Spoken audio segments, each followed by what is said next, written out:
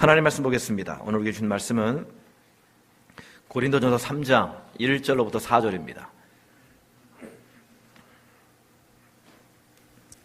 신약성경 266쪽 고린도전서 3장 1절로부터 4절까지 말씀입니다.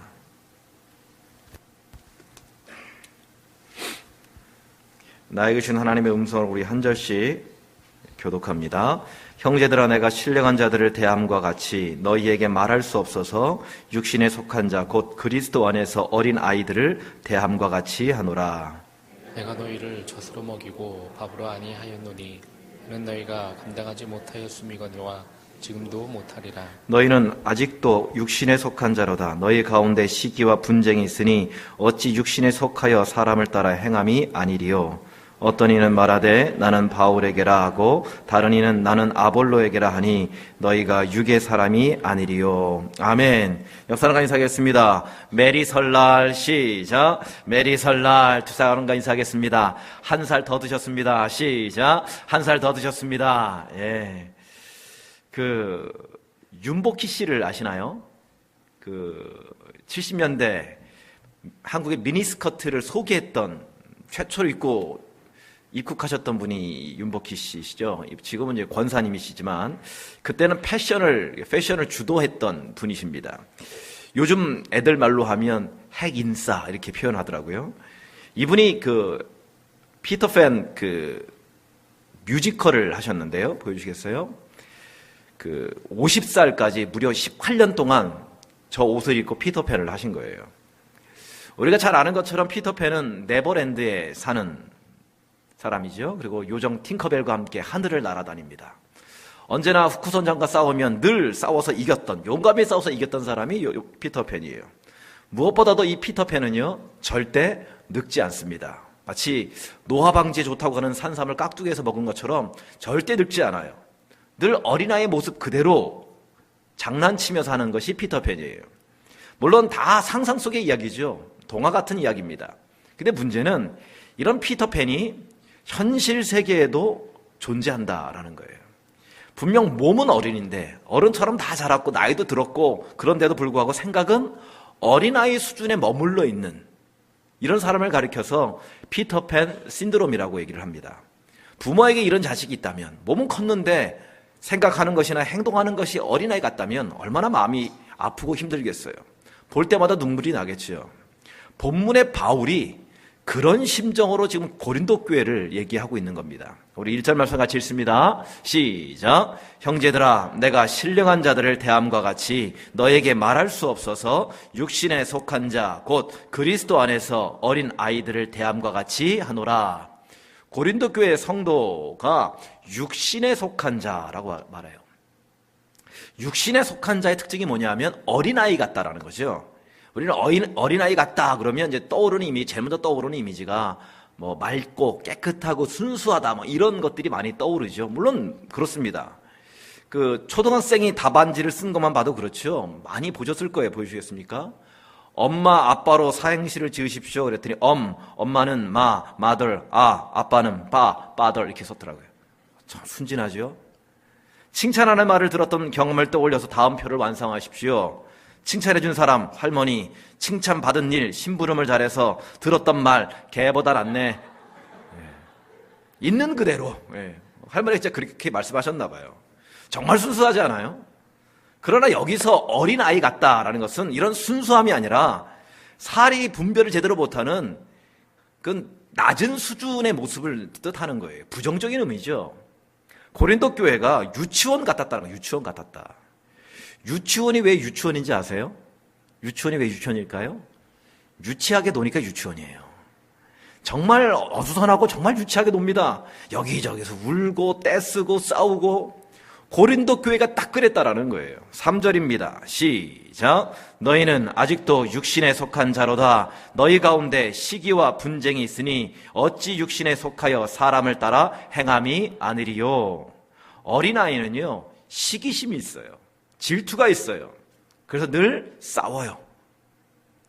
제가 구면학교 다닐 때는 책상 하나를 짝하고 같이 썼거든요. 그때 같이 그런 경험이 있으신 분들 여기 많으실 텐데, 그런 그 책상을 보면 거의 다 가운데에 줄이 그어져 있어요. 넘어오면 가만두지 않겠다라는 거죠. 그래서 지우개가 넘어오면 지우개를 칼로 자르고, 공책이 넘어오면 공책을 칼로 자르고, 팔이 넘어오면 팔을 자르고, 이렇게. 얼마나 유치한지 몰라요. 다 그렇게 컸어요, 저는. 그리고 친한 애들끼리만 같이 몰려다니잖아요. 왕따 시키고. 그러니까 예전에는 그 왕따라는 말이 없었을 뿐이지 실제로는 다 있었어요. 불링이 다 있었다고요. 저희 때는 윗동네파, 아랫동네파, 뚝방파 이래서 나뉘어 서 싸웠는데, 요즘은 또 뭐 이름이 바뀌었더라고요. 미소지음파, 롯데캐슬파, 이편한 세상파 하면서 아파트별로 이렇게 그룹을 져서 서로 미워하고 텃세 부리고. 고린도 교회도요, 4개 파로 나뉘었다고 말씀드렸어요. 언변과 철학이 중요하다고 생각하는 사람들은 아볼로파, 전통을 중요시 여기는 사람은 역시 베드로지 하면서 게바파, 의리를 중요시 여겨서 고린도 교회를 세운 사람이 바울이니까 나는 바울을 따를 거야 하면서 바울파, 이도저도 아닌 사람은 그리스도파, 이렇게 나뉘어서 서로가 옳다고 시기하고 분쟁했다라는 거예요. 자, 질문을 한번 해볼까요? 고린도 교회 성도들은 예수 믿는 사람들일까요? 예수 믿는 사람이 아닐까요? 예수 믿는 사람들이에요. 예수 믿으니까 핍박 중에도 교회를 나오는 거죠.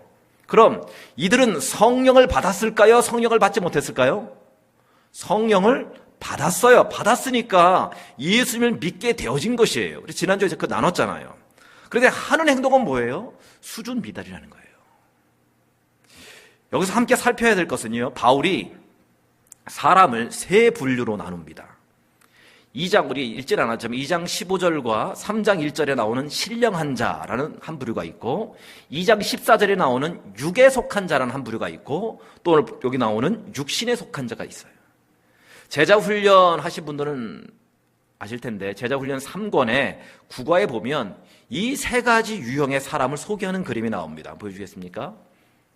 빌브라이트 박사가 만들었다고 하는데, 저기는 큰 원이 사람의 마음이고요, 의자는 사람의 마음을 움직이는 보좌라고 표현하고, 검은 점들이 있죠. 이 검은 점은 우리 삶 속에 일어나는 여러 가지 인생사들이에요.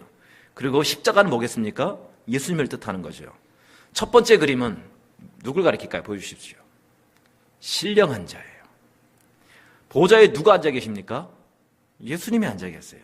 나는 어디 있어요? 그 밑에 있죠. 그러니까 삶의 주인이 누구라는 얘기예요? 예수님이시라는 거예요. 인생의 여러 일들, 그 까만 점들이 어떻게 되어 있습니까? 예수님 중심으로 질서가 잘 잡혀 있어요. 두 번째 그림은 보면 육에 속한 자인데, 예수님이 어디 계십니까? 십자가가 마음 밖에 있어요. 그럼 이 사람은 예수를 믿는 사람입니까? 예수를 믿지 않는 사람인가요? 믿지 않는 비그리스도의 넌 크리스찬이에요. 그러니까 인생사를 보면, 까만 점들을 보면 검은 점들이 무질서하게 왔다 갔다 있는 거죠. 인생이 복잡한 거예요. 세 번째 그림은 육신에 속한 자인데, 마음 안에 예수님이 계신가요? 밖에 계신가요? 마음 안에 계세요. 그러면 나는 어디 있나요? 의자 위에 앉아 있고요, 예수님은 그 밑에 계세요. 여전히 인생의 주인이 나라는 거잖아요. 그리고 검은 점은 여전히 똑같이 무질서한 상태로 있습니다. 자, 고린도 교회 성도들이 바로 이 육신에 속한 자라는 거예요. NIV 영어 성경에 보니까 worldly 이렇게 돼 있더라고요. 번역을 하면 세속적인 자들이라는 거예요. 세속적인 자들. 예수님 중심으로 살지 않는다라는 거잖아요. 성령을 따라 살지 않는다라는 거예요. 자, 육신에 속한 자는 신령한 자와에 가까울까요? 아니면 육에 속한 자와 가까울까요? 어려운 질문인가요? 저 육신에 속한 자는 신령한 자에 가까울까요? 아니면 예수를 믿지 않는 육에 속한 자에 가까운가요? 예수 믿지 않는 자들과 별반 다르지 않아요, 삶이. 여전히 이 세상의 기준과 이 세상의 지혜를 가지고 모든 것들을 판단하고 결정하고 행동을 한단 말이에요. 그러니까 교회 안에서도 시기하고 싸우는 것이 굉장히 자연스럽게 일어나는 거예요. 세상에서나 일어날 법한 그런 일들이 교회 안에서 당연하게 일어나는 이유가 뭐냐? 육신에 속한 자이기 때문에. 육신에 속한 자는 육에 속한 자, 예수 믿지 않는 자들과 별반 다르지 않기 때문에 그렇다는 거예요. 그래서 바울이 고린도 교회 성도들을 어린아이처럼 대하는 거예요. 2절입니다. 시작. 2절 시작. 내가 너희를 젖으로 먹이고 밥으로 아니하였노니 이는 너희가 감당하지 못하였음거니와 지금도 못하리라. 너희들에게 젖으로 먹이고 밥으로 아니했대요. 왜요? 감당이 안 되니까. 수준이 안 되니까. 그런데 아이러니하게도요, 이 고린도 교회 성도들은 자기들이 영적으로 탁월하다고 생각을 했어요. 저렇게 육신에 속한 자인데 예수 안 믿는 사람들과 별반 다르지 않은 삶을 살면서도 자기들은 영적으로 탁월하다라고 착각을 했다니까요. 근데 그도 그럴 것이 고린도 교회 안에는요, 성령의 은사를 받은 사람들이 굉장히 많았습니다. 방언하는 자, 방언을 통역하는 자, 병 고치는 자, 예언하는 자, 이런 자들이 굉장히 많았어요. 우리가 주로 말할 때에 신령하다, 좀 용하다, 영빨이 좀 세다라고 할 때에 그 평가 기준이 뭔가요? 이런 성령의 은사를 가진 사람들을 볼 때 그러잖아요. 방언을 하거나 방언을 통역을 하거나 예언을 하고 보인다 그러고 들린다 그러고 병을 막 고치고 이런 사람들을 보면 와, 영빨 세다 이렇게 표현하잖아요. 신령하다 이렇게 표현하잖아요.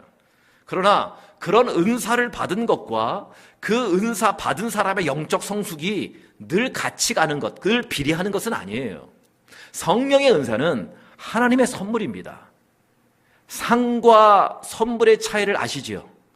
상은 내가 뭔가를 잘했기 때문에 받는 것이 상이고, 선물은 내가 아무것도 안 했는데도 받을 만한 자격이 안 됐는데도 불구하고 주어지는 것이 선물이잖아요. 근데 성령의 은사는 상이 아니라 선물이래요, 선물. 즉, 그 사람이 인격, 그 사람의 신앙의 성숙도에 따라서 성령의 은사가 주어지는 것이 아니라 그냥 주시는 거예요. 사랑으로 주시고 은혜로 주시는 거예요. 그렇기 때문에 성령의 은사를 가지고 있다고 해서 그 사람의 믿음이 성숙됐다, 신령한 자다라고 말할 수 없다라는 거예요. 어제 예수 믿고 오늘 방언 받을 수도 있고요. 반대로 평생을 예수 믿었지만 아직 방언 못 받을 수도 있는 거예요. 방언이 그 사람의 믿음의 수준을 평가할 수 없다는 얘기예요. 아니, 하다못해 얼굴 잘생기면 인격도 좋나요? 얼굴이 예쁘면 다 좋은 건가요? 그럴 수도 있지만 아닐 수도 있잖아요. 제비족 중에 못생긴 사람 없습니다. 매너 무지하게 좋아요. 제비족 중에는 차 탈 때 문 열어주고요, 의자 앉을 때 의자 빼주고요, 외투 걸어주고요, 서비스가 끝내줘요. 그런데 제비족이에요. 사기꾼이에요. 얼굴만 봐서는, 태도를만 봐서는 모른다라는 거예요. 고린도 교회 성도들처럼 성령의 은사를 많이 받고 신비한 체험을 했다고 해서 그 사람이 영적으로 성숙하다거나 신령한 자다라고 말할 수 없어요. 고린도 교회 성도들은 어린아이 수준이었다니까요. 성령의 은사를 많이 받았지만 여전히 행동하는 것은 육신에 속한 자였어요. 80년대, 90년대에 이 북미, 캐나다나 이 미국 북미 한인교회에서 트레스 디아스라는 운동이 아주 유행했던 적이 있습니다. 보여주겠습니까? 트레스 디아스. 이게 스페인어인데요. 3days, 3일이라는 뜻이에요. 3days, 그래서 줄여서 TD라고 부르기도 하거든요. TD 은행과는 상관없어요. TD. 프로그램 이름처럼 3일 동안 밥 먹고, 기도하고, 찬양하고, 말씀 듣고, 이거를 계속해서 반복하는 거예요. 이게 트레스 디아스예요. 저기 가서 웬만큼 강팍한 사람 아니거든요. 하루 이틀 지나면 다 깨져요. 하루 이틀 지나면 은혜 받게 되어 있어요. 마지막 날 되면 눈물 콧물 다 쏟게 되어 있습니다. 그런 뜨거움이 있는 것이 트레스 디아스예요. 굉장히 좋은 프로그램이에요. 프로그램이 그것을 위해서 디자인되었기 때문에 거기서 은혜 못 받으면 딴 데 가서 은혜 못 받아요. 그러니까 거기서 은혜 못 받는 것 자체가 기적인 거예요. 근데 문제는 뭐냐면 그렇게 뜨겁게 눈물 콧물 다 쏟고 난 후에 자기네 교회 돌아와서 보니까 자기네 교회가 별로 뜨겁지 않은 거예요. 성도들 장로님, 목사님 보니까 별로 이렇게 뜨거운 것 같지가 않아요.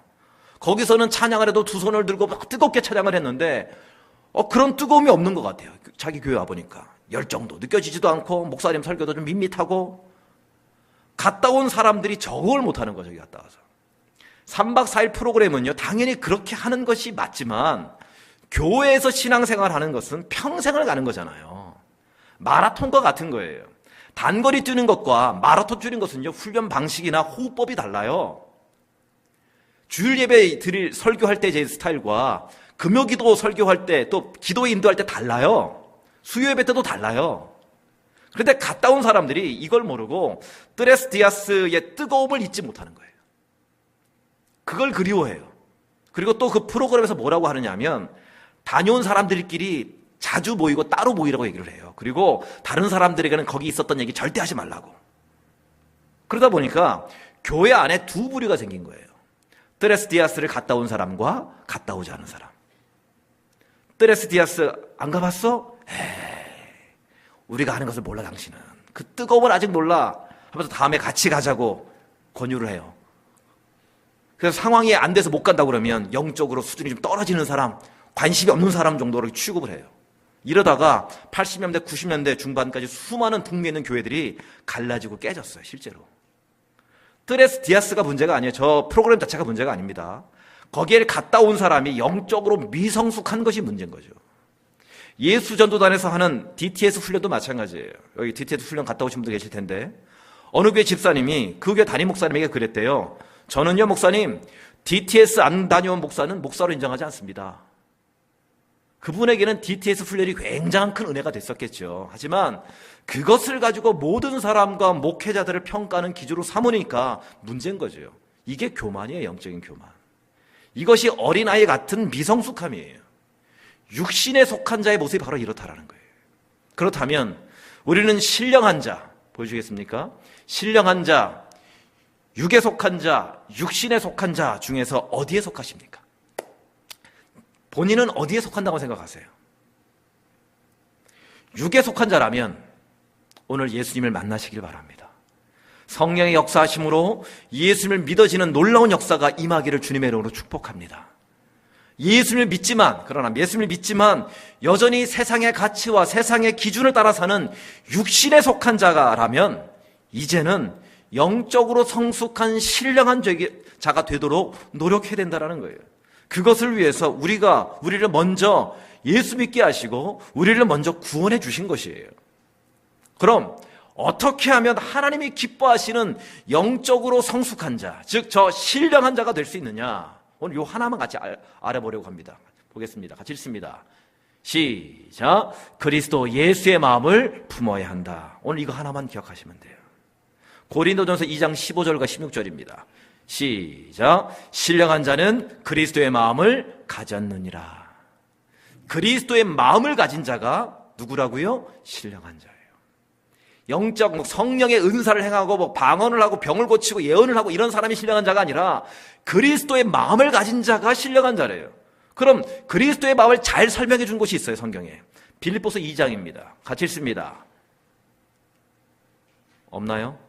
예, 같이 읽습니다. 시작. 너희 안에 이 마음을 품으라. 곧 그리스도 예수의 마음이니 그는 근본 하나님의 본체시나 하나님과 동등됨을 취할 것으로 여기지 아니하시고 오히려 자기를 비워 종의 형체를 가지사 사람들과 같이 되셨고 사람의 모양으로 나타나사 자기를 낮추시고 죽기까지 복종하셨으니 곧 십자가에 죽으심이라.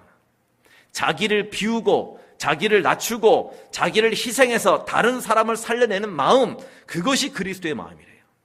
이 마음을 품은 자가 신령한 자래요. 사람들을 배려하고 사람들을 위해서 희생하고 손해볼 줄 알고 나를 낮추는 것, 이것이 신령한 자의 모습이래요. 그런데 사람들은요, 이런 신령한 자의 삶을 사는 것이 불가능하다고 생각을 해요. 심지어 예수를 믿는 우리까지도 이런 삶은 예수님이라 가능하지, 이런 삶은 성경에 나오는 인물이라 가능하지 2019년을 사는 우리에게는 결코 살 수 없는 모습이야, 비현실적이야 라고 얘기를 해요. 어린아이의 수준이기는 하지만 육신에 속한 자가 더 현실적이다라고 사람들은 얘기를 합니다. 과연 그런가요? 지난 금요일에 제가 금요일에 2번 설교를 하는 바람에 설교를 준비를 열심히 하고 있는데 아주 집중해서 설교를 하고 준비하고 있는데 저희 막내가 막 화를 내면서 들어오는 거예요, 집에. 그래서 누구랑 싸웠냐? 아니래요. 시험을 못 봤냐? 아니래요. 거울로 네 얼굴 또 봤냐? 아니래요. 그거 왜 그러냐? 그랬더니 스카이캐슬 드라마 때문에 그렇대요. 스카이캐슬 마지막 회가 이상하게 끝나서 화가 난다라는 거예요. 그래서 주인공들이 다 죽으자 그랬더니 아니래요. 너무 해피엔딩으로 끝나서 사람들이 화가 나고 자기도 화가 난대요. 지금까지 한국 입시의 민낯을 현실적으로 보여줘서 뭐 싸우고 죽이고 막 이런 것들이 보여줘서 사람들이 좋아했는데 갑자기 뭐 악역 맡은 사람들이 착해졌다면서요. 착해지고 부드러워지고 뭐 회개하고 뭐 이런 것들이 나타난 것이 너무 비현실적인 것 때문에 화가 났다라는 거예요. 그것 때문에 화나신 분들이 여기 몇 분 계신 것 같아. 심지어 청와대에 스카이캐슬 재촬영 청원까지 났대요. 세상은요, 사람이 잘 안 바뀐다고 얘기를 해요. 한번 악한 사람은 죽을 때까지 악할 것이라고 세상을 하고 그래야 된다고 생각을 해요. 그러니까 드라마에서도 악인이 뉘우치는 그 해피엔딩을 받아들일 수가 없는 거예요. 비현실적이라고 비판하는 거예요.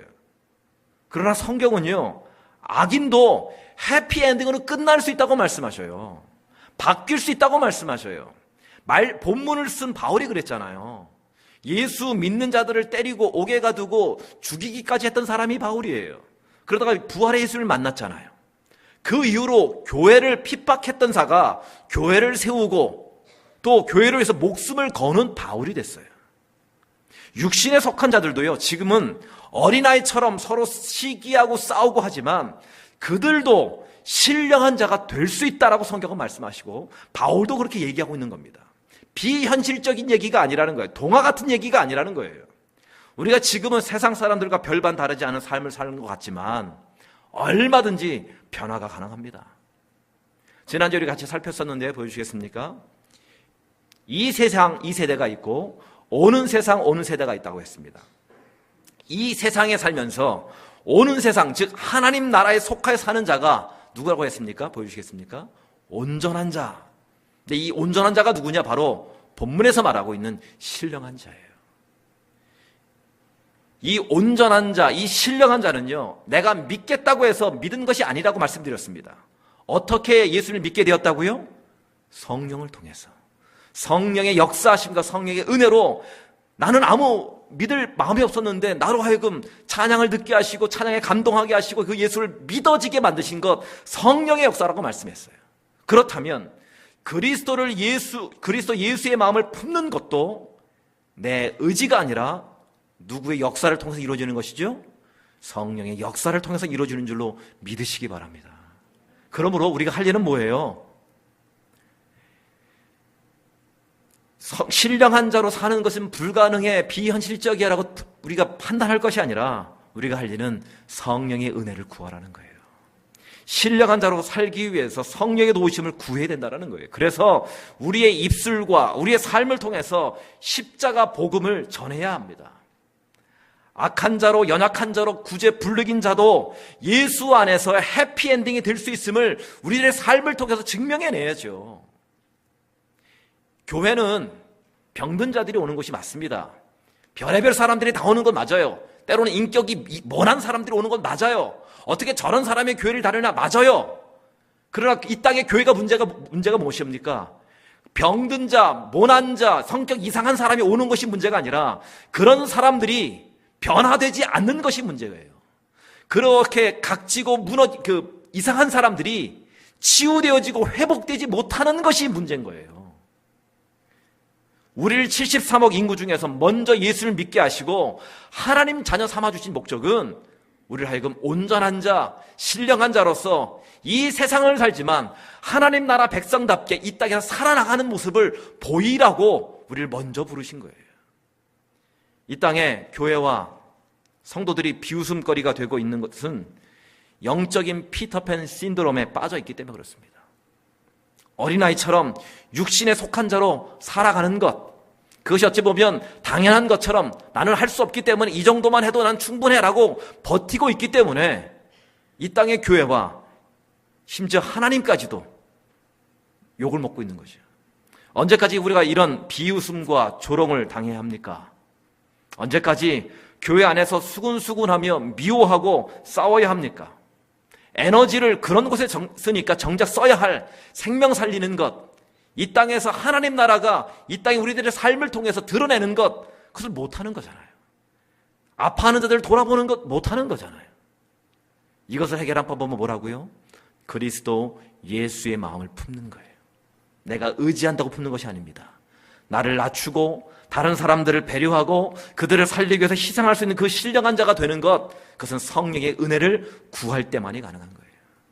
그래서 나의 삶이 간증이 되고 나의 모습이 찬양이 되는 것, 이것이 우리에게 원하시는 하나님의 요구시고 우리가 해야 할 모습이라는 겁니다. 오늘 이 말씀을 통해서 나는 어디에 속한 자인가? 육에 속한 자인가? 육신에 속한 자인가? 신령한 자인가?